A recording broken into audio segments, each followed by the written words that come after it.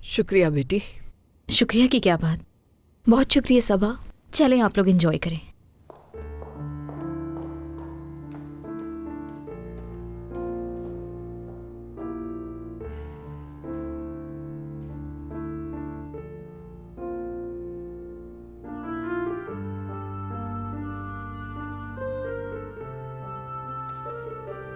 नानी, मैं जॉब करना चाहती हूँ। दरअसल पूरा दिन घर पे बोर हो जाती हूँ मैं, और मैंने तो बहुत छोटी उम्र से ही जॉब शुरू कर दी थी। मुझे अफसोस है तुम्हें कम उम्री में जॉब करनी पड़ी। इस बच्ची के साथ जो बुरा हो इसमें भी मेरी ही गलती है। ठीक है बेटी, करीम से कहूंगी कि वो ऑफिस में तुम्हें जॉब दिलवा दे। मैं नानी को कैसे बताऊं कि मैं वहां पर काम नहीं करना चाहती।